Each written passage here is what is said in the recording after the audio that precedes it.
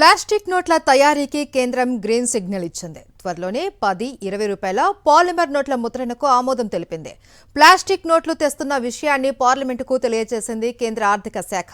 ప్రయోగాత్మకంగా ముందుగా 100 కోట్ల విలువైన నోట్లు ముద్రించనుంది.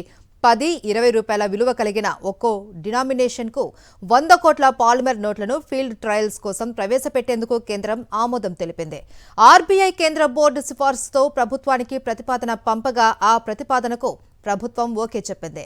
ఫీల్డ్ ట్రయల్స్ విజయవంతమైతే ఈ 2 డినామినేషన్లలో పాలిమర్ నోట్లను రెగ్యులర్గా జారీ చేసే అవకాశం ఉంది.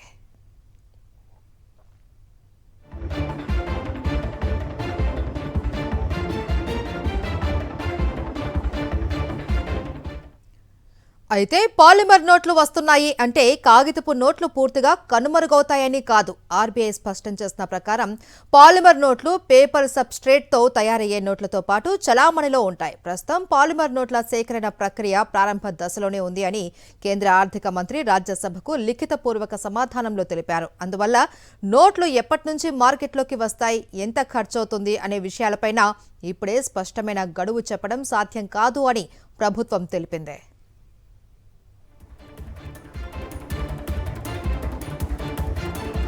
పాలిమర్ నోట్లకు ప్రధాన ప్రత్యేకత వాటి మన్నిక. సాధారణ కాగితపు నోట్లతో పోలిస్తే ఇవి ఎక్కువ కాలం ఉపయోగపడేలా రూపొందించవచ్చు.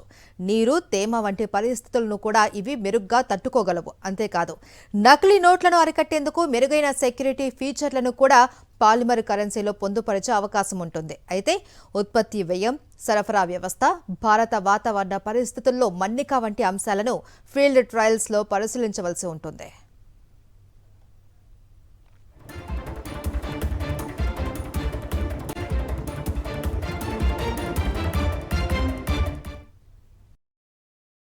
మరిన్ని అప్డేట్స్ కోసం ఛానల్ ను సబ్స్క్రైబ్ చేయండి. నోటిఫికేషన్స్ కోసం బెల్ ఐకాన్ పై క్లిక్ చేయండి.